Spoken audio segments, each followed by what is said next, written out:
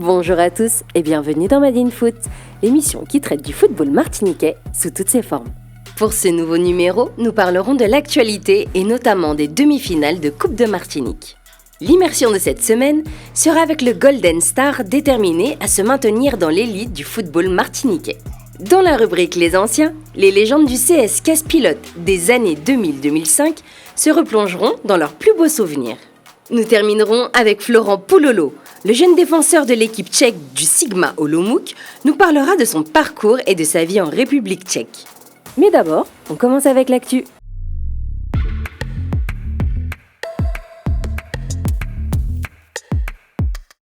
Aujourd'hui, dans cette rubrique Actu, je suis avec Émeric Larcher. Comment ça va, Émeric? Ça va très bien et toi, Axel? Super bien, super bien. Alias Mieux se scoop.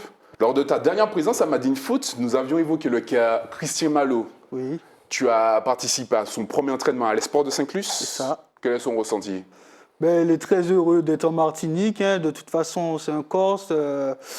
La Martinique vraiment lui manquait. Donc, il voulait vraiment revenir en Martinique pour entraîner une équipe. Alors, au début, c'était espérer coacher l'une des meilleures équipes de R1. Ouais, là, c'est la R2, avec un projet sur 2-3 saisons, un long projet. Ah d'accord, il est parti pour un bon moment à l'Espoir. Il n'est pas là, on va dire, stratégiquement pour la saison prochaine. D'après ce qu'on m'a dit, pas forcément, mais là, ils essaient de monter au maximum au classement cette saison et puis la saison d'après, viser la montée en R1. Émeric, tu portes bien ton nom, alias Monsieur Scoop. Est-ce que tu as un scoop pour moi en exclusivité à Made in Foot?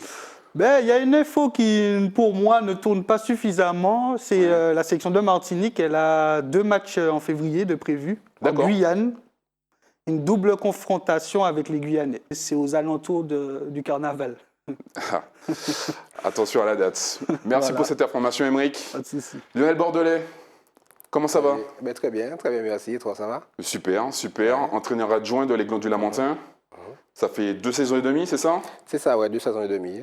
Ça se passe bien. Ça se passe bien? Impeccable. On a eu Fabrice Houpernet lors d'un focus qui nous parlait que justement c'était sa dernière saison à l'Aiglon du Lamentin. Même en tant qu'entraîneur, qu'est-ce que tu vas faire? Tu vas arrêter aussi?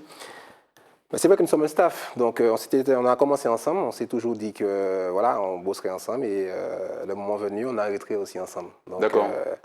Maintenant, voilà, on est vraiment focus pour l'instant sur l'Aiglon, donc on n'en est pas encore là. On réfléchit encore, mais pour l'instant, voilà, on reste concentré. D'accord. Mais messieurs, on va commencer. Nous avons entamé la phase des matchs retour. Après 4 mois de compétition, qu'avez-vous retenu? Émeric? Moi, je retiens le COT et l'US Robert qui sont tous les 2 derniers de leur poule, alors que la saison dernière, ils ont eu l'occasion de faire une finale de Coupe de Martinique. C'est vrai, c'est très étonnant. Oui, très étonnant. Le COT l'avait emporté grâce à une rigueur défensive et une efficacité offensive. Ils étaient assez cliniques avec les frères Phaéton notamment. Ouais. Bon, là, ils sont absents, ils sont en France, c'est plus la même équipe. Et l'US Robert est pour moi méconnaissable. Il y a eu beaucoup de blessés aussi en début de saison. Peut-être que ceci explique cela, pardon.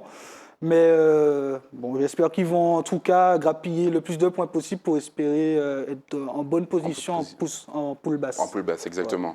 Ouais. Lionel, qu'as-tu retenu de ces 4 mois de compétition? Effectivement, il y a pas mal de choses à retenir. Bon, maintenant, on voit que les équipes sont aujourd'hui bien armées offensivement. Voilà, c'est bien pour le spectacle, on voit pas mal de buts. Et surtout, défensivement aussi, on voit des équipes qui sont quand même beaucoup mieux équilibrées. Oui. Bon, maintenant, voilà, on constate que les ténors se détachent quand même au fur et à mesure, avec quelques surprises, comme le New Club qui a quand même fait de belles prestations. L'Assaut aussi, pareil, effectivement, même s'ils sont moins bien. Mais je pense qu'aujourd'hui, en fait, le championnat, il est attractif. Ça laisse présager de belles choses. Le COT joue le maintien, ne pourra jouer que le maintien. Maintenant, c'est le COT qui, au travers de difficultés, devra grandir. Et de toute façon, je n'ai jamais vu un grand club ou un club être bon qu'au travers de certaines difficultés. Lionel, le 9 et le 10 décembre se dérouleront les demi-finales de la Coupe de Martinique édition 2021-2022. Selon toi, qui sera en finale? Je ne serai pas très original. Je pense que les 2 qui se dégagent, c'est le Club franciscain et le Golden Lion. Maintenant, on le sait, c'est des matchs de coupe. C'est ça. Sur un match, tout est possible. Je pense que le COT doit faire jouer ses armes de combativité. Et tenant du titre. Ouais, c'est ça, exactement. Plus qui plus est, donc je pense qu'ils ont à cœur de vouloir garder ce titre-là et défendre leurs couleurs du mieux que possible.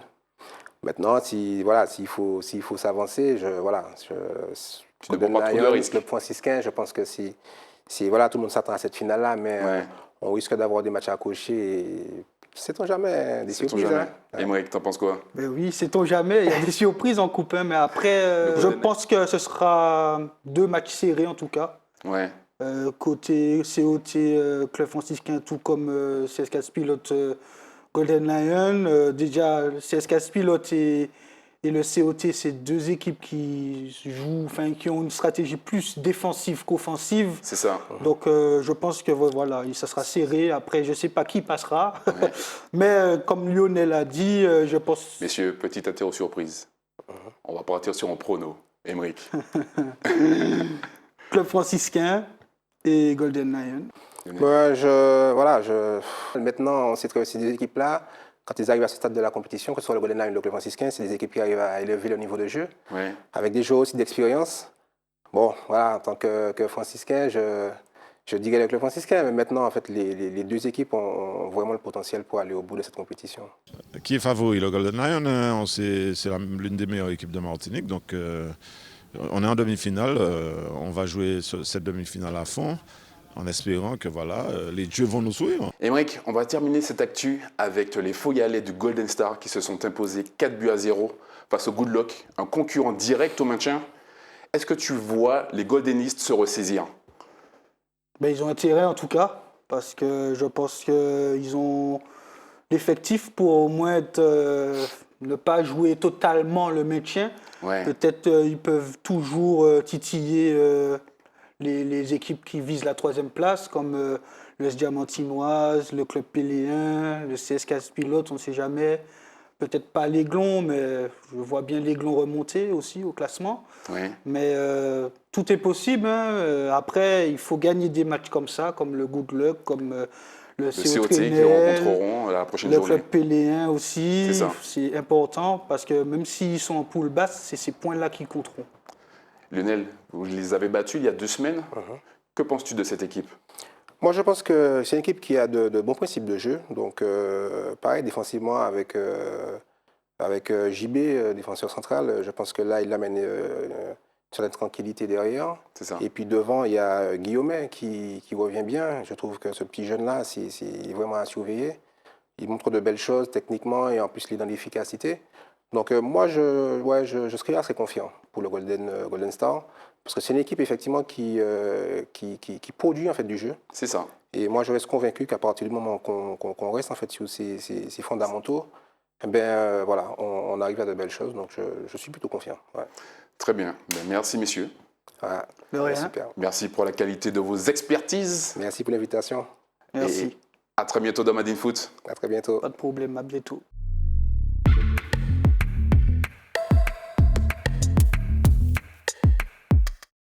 Là, on est sur 5 défaites. Pour l'instant, on est loin de notre objectif. Donc, les gars, c'est sur l'aspect mental. Demain, les gars, il faudrait nous en laisser ça. Demain, il faudrait nous obséder par la victoire. Donc, ça veut dire que déjà, à l'entraînement, là, tu rigoles là de baguette, les gars, nous qui rigoler, nous ne pas au soir, nous qui rigoler l'étaler. Vendredi, nous pas capable l'opportunité d'y quoi. Vendredi, nous pas capable l'opportunité d'y espérer. On est dans un espace réduit, donc communiquez, prenez les informations. Monsieur dit mais nous une situation t'as au moins 2-3 fois. Monsieur. Expliquez ça du cauchemar là. Aïe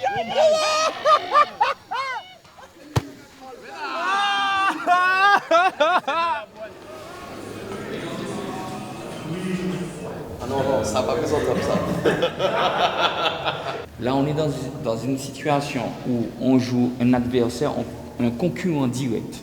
En termes d'écoute et en termes de rigueur, on doit être très très très vigilant. Notre pointu, on laisse ça. Junior à la 10. Tout le monde est prêt? Oui.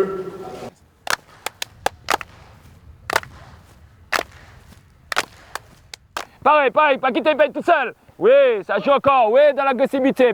Allez, là, allez, oui, allez encore. Je dis à nous qu'à relancer comme nous. Nous mal démarrer, mais je dis à match c'est qui est un match référence, les gars. Numéro 12, Morvan Jordan. Morvan Jordan, c'est bon.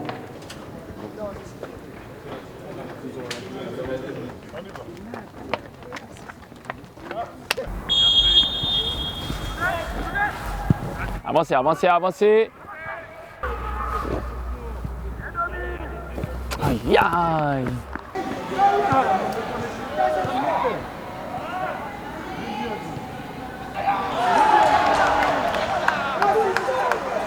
Nous allons rester concernés, nous allons rester concentrés. Allez, allez, Bati, oui, oui, on a gagné quelque chose, on a gagné quelque chose.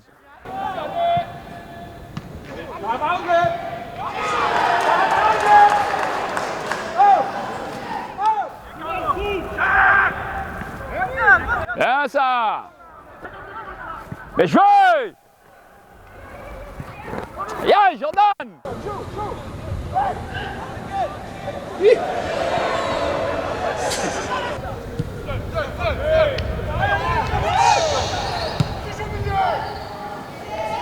Carlo!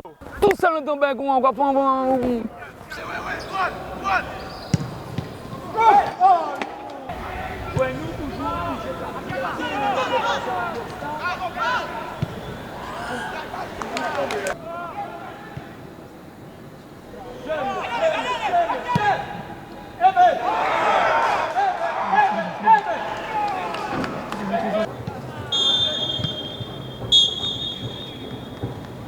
Dans les zones sensibles, les gars, on doit rester concerné, on doit rester concentré.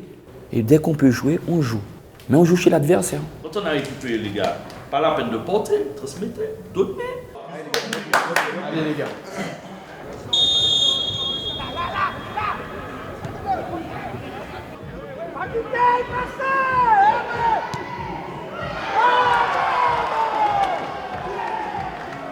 Bien les gars, bien joué, bien domi.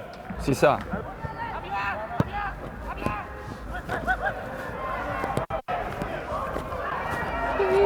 Pas mal, ouais. Titi et Wick. Moi je voulais pas pour vous. Attends, moi je vais être bon de Voilà.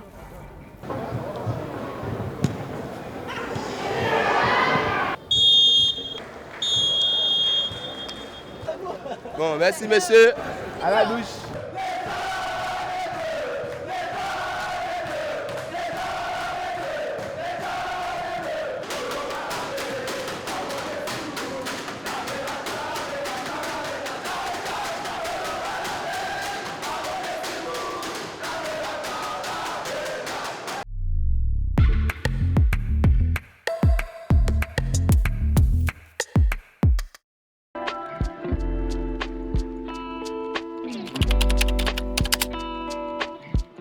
Go Jean-François, 49 ans, gardien de but au CSKA Pilote durant 11 ans, de 2000 à 2011. Goron José, 45 ans, attaquant au CSKA Pilote de 94 à 95, puis de 99 à 2005, puis 2008-2011. Jean-Victor Lavril, j'ai 53 ans. J'ai débuté au CSKA Pilote de mon jeune âge jusqu'à 2005. En un mot, le premier, c'est qu'on était vraiment imprévisibles et c'est ceux qui désarçonnaient vraiment les équipes adverses parce qu'ils ne savaient vraiment pas à quoi s'attendre. Mais j'ai quand même marqué deux autres parce que nous étions talentueux, il y avait beaucoup de génie. Un mot, oui, mais casse-pilote, il y avait un petit air supplémentaire. Pourquoi je dis famille? Parce qu'en fait, le club, on n'avait que des joueurs du cru en majorité. Et moi, j'étais dans une zone de confort, j'étais dans un cocon, puisque bon, je faisais partie des plus jeunes. Et j'avais Jean-Victor Lavril comme mentor. Et quand je dis famille, parce que j'avais tout à Casse-Pilote. J'avais ma famille, j'avais la famille de ma copine, puisque j'avais ma copine à Casse-Pilote, j'avais mon travail à Casse-Pilote. Et en fait, tous mes matchs, je les préparais en famille. Lavril, pourquoi? Parce qu'en fait, comme j'ai dit tout à l'heure là, c'est lui qui galvanisait, donc il faisait des trucs improbables sur le terrain. C'est-à-dire même en étant mené, il nous criait dessus, il s'énervait. Et même sur l'arbitre aussi, donc nous, moi ça m'enferme un petit peu. Parce que moi je le disais clairement que bon, mais il est fou ce gars. Alors moi j'ai mis Berdix et Jackie, parce que bon, c'est vrai que bon, José et Jean-François, ils disent que c'est vrai que j'étais un petit peu fou. Mais je pense que Jackie, de ce côté-là, il était plus fou que moi, parce que je n'arrivais pas vraiment à le contrôler. Il me dominait tout le temps. Jackie Béadix. C'est vrai que les deux hommes, Torg et José, m'ont donné vraiment goût de monter à Castellotte parce qu'on avait la capacité d'aller chercher un titre. Et mon grand regret, effectivement, c'est face au Racing d'avoir fait 3-3 et d'avoir raté le coche pour effectivement prendre le titre sur un club franciscain qui avalait tout en ce moment-là. On est passé tout près d'un titre, hein. On avait quand même 5 points d'avance, 5 ou 6 points d'avance. Et sur un match à Casse-Pilote où on menait 3-0 contre le Racing, Monsieur Jean-François Fordin est passé par là. Dada, c'est un grand joueur, mais ce jour-là, ça m'a fait mal. J'ai pas dormi pendant 2 semaines. Hein. Nous sommes dans les confidences, en fait, je suis obligé de le dire. C'était moi. Je l'avoue maintenant, bien que bon, certains le savaient. C'est vrai que j'étais tout le temps au taquet auprès du président, mais c'est vrai que j'étais dans une période où j'étais en position de force, en fait. J'ai mis Gouron parce que à Casse-Pilote c'était comme ça. C'est vrai que on avait un buteur, on avait quelqu'un qui, devant le président, qui savait s'exprimer. Alors moi-même, je ne vais pas dire que je ne savais pas m'exprimer, mais j'étais tout le temps derrière lui. Alors en fait, je vais parler de la saison juste après celle de la génération Jean-Victor, José, parce qu'ils sont partis. Et ce qui s'est passé, c'est qu'ils ont très bien fait leur travail, c'est que tous les jeunes ont bien appris et José parlait énormément de la famille. C'est qu'il y a eu un départ de 12 à 14 joueurs. Et l'année qui a suivi, avec des jeunes, certains cadres, j'ai eu la chance de toujours être resté au CS Casse-Pilote. Et en fait, nous avons battu le club franciscain chez eux 1-0. Nous avons battu Saint-Maritaine 1-0 aussi, à Pierre-Aliquer ici. Bon, nous avons fait quelque chose d'extraordinaire cette saison-là et j'aime bien dire que dans mes meilleurs souvenirs de joueurs, il a toujours été dans mon top 3. 2002-2003, club franciscain CS Casse-Pilote, on avait fait 3-3. Ce match-là, franchement, c'est le match que je ne vais jamais oublier. Sous le déroulement de ce match-là, sur tout ce qui s'est passé autour de ce match-là, c'est tout ce qui s'est passé pendant ce match-là. On était au François, c'était la grande époque. Hein. François, c'était Patrick Persin, Jean-Hubert Sophie, Jean-Pierre Noé, Daniel Boval. Moi, ça m'a marqué parce que pour l'émotion que ça avait, pour tous les rebondissements, en menant, en étant mené, en revenant, en menant à nouveau, et ils sont encore revenus. Et ce match-là, je ne vais jamais l'oublier, ça reste dans le coin de ma tête. Il y a un autre match qui m'a marqué, c'est aussi Golden Star. CS Casse-Pilote, la finale de la Coupe de France de Martinique, ça c'était en 2001, où on gagne 2. Où c'était aussi chargé d'émotions, où la commune était en liesse à cette période-là. Pour moi, ça va être la finale de la Coupe de France 2001, c'était contre le Golden Star. Et c'est vrai que c'était la première finale. On arrive ici à Pierre-Aliquer, on n'était pas favoris, mais on était bien. Et ce jour-là, on était mené 1-0 et on gagne 2-1. Et je me rappelle le deuxième but, il y a Philippe Déon qui s'approche du ballon. Je lui ai dit, mais non, tu n'as pas l'habitude de tirer de coups francs. Il faut laisser la balle à Etinov. Légalisation. Ouais, il faut laisser la balle à Etinov. Et Franciano qui prend la balle, qui fait un superbe coup franc. Et ce jour-là, le peuple de Casse-Pilote, on descend à Casse-Pilote, on gagne la coupe. Et puis on se retrouve une semaine après à Versailles pour jouer contre Saint-Priest. J'étais capitaine de l'équipe et c'est vrai qu'on a passé quand même de bons moments. Oui, ça me manque parce que c'était une période charnière déjà pour moi.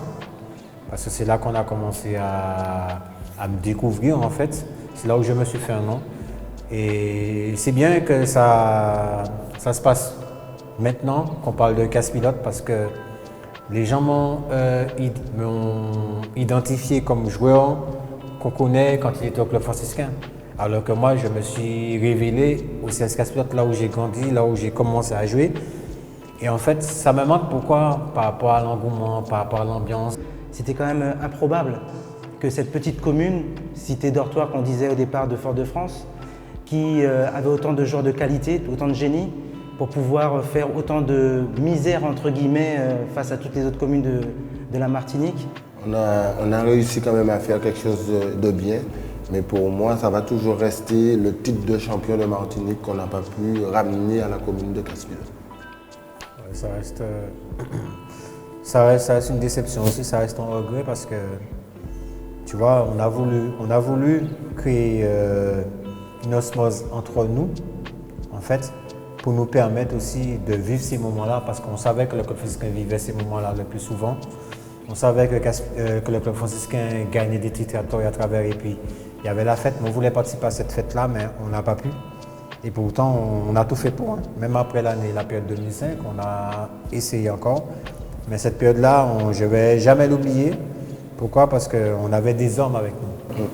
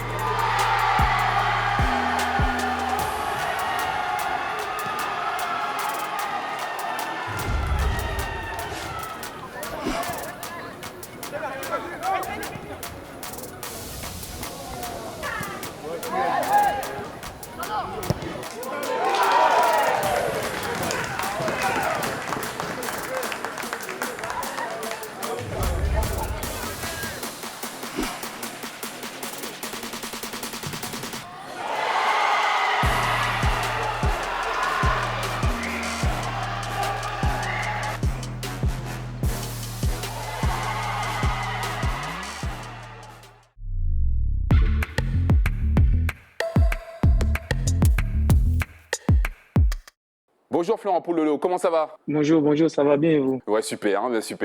Tu es joueur professionnel depuis près de 5 ans. Tu joues au club tchèque du Sigma Olomouc, c'est ça? Oui, c'est ça. Tu as eu tes 3 premières sélections avec les Matinino. Peux-tu te présenter aux téléspectateurs de Made in Foot? Ben voilà, je m'appelle Florent Poulolo, j'ai 25 ans, originaire de Lamentin. Et voilà, hein, je joue en République tchèque depuis maintenant 3 ans.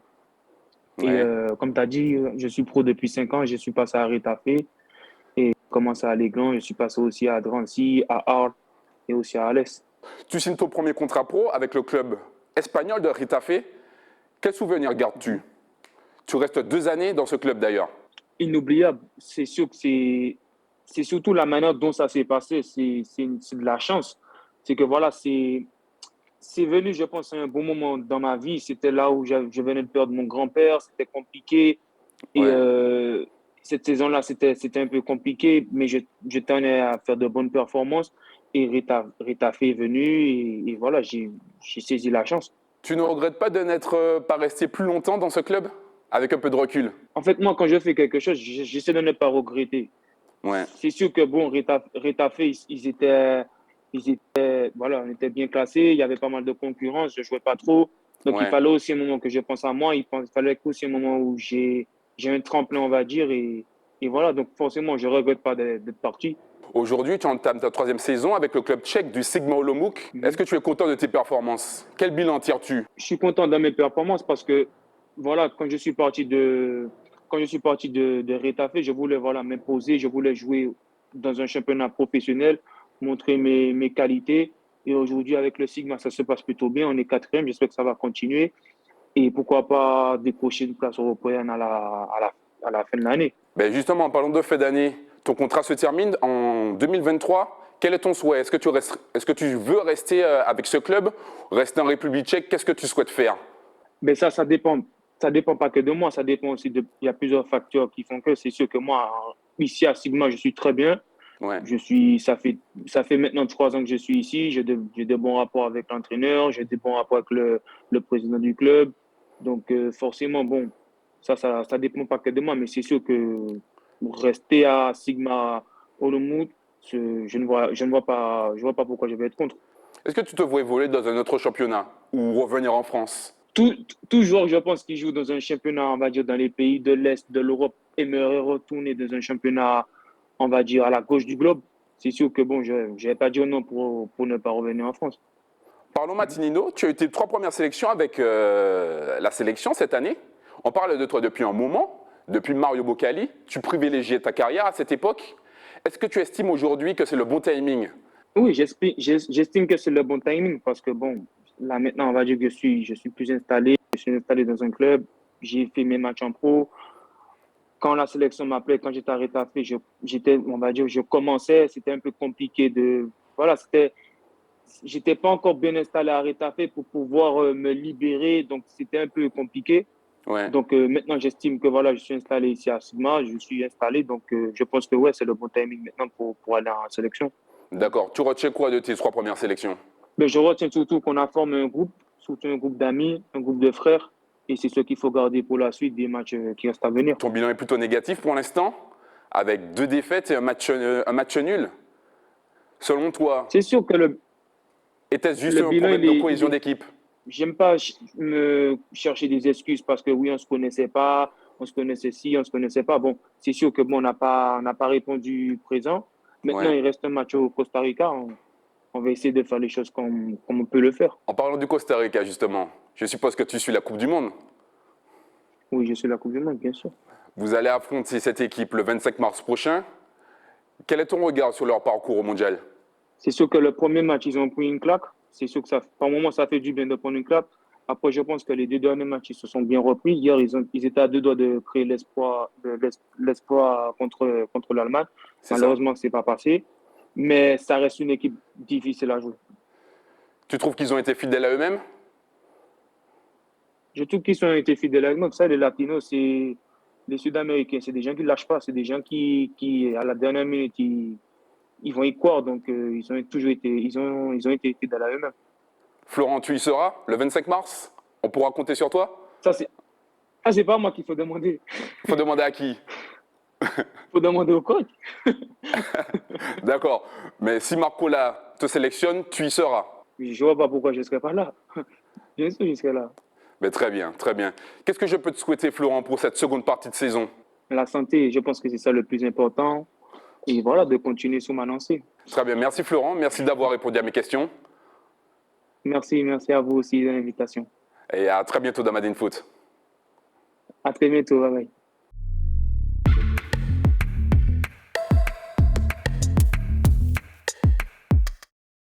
Après 2 mois de préparation, le centre pénitentiaire de Ducos accueillait ce projet de tournoi de football en partenariat avec la Ligue. Plaisir, respect et solidarité, toutes ces valeurs étaient au rendez-vous lors de cette journée.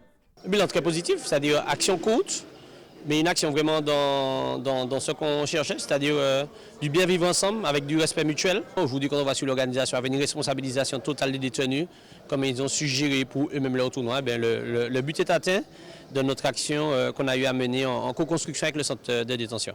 La Ligue de football a clôturé sa semaine de formation de brevet d'éducateur de football. Une période riche en apprentissage pour les stagiaires. Alors satisfait bien sûr parce qu'on voit qu'au fil du temps, on continue notre progression, on a des apports qui nous permettent d'évoluer, que ce soit dans nos clubs ou ailleurs, et sincèrement oui la formation elle est vraiment riche. Direction le hall des sports de Corridon où se déroulait le choc de cette 9e journée de futsal entre le Cosmos et le Lac 212. Les Foyalais s'imposent au bout du suspense sur le score de 5-3. Je pense qu'il faut qu'on fasse un tout petit peu mieux sur la phase retour. Déjà, bonifier ce qu'on a fait sur la phase aller et aller chercher une victoire de plus, soit contre la Relève ou contre Floréal, en gardant bien sûr toutes les victoires que l'on a eues sur la phase aller. Alors le bilan, il est positif, parce que bon, c'est quand même 6 victoires, 2 défaites, donc il est plus que positif. On sort de 2 saisons compliquées, on a dû batailler pour aller au play-off. Là, cette saison, on essaie de construire quelque chose de plus périn. Cette année, l'objectif, bien sûr, c'est d'atterrir directement au play-off pour pouvoir atteindre une finale cette année. On termine avec la joie bien méritée des joueurs du Cosmos. Merci de nous avoir suivis et à bientôt dans Made in Foot.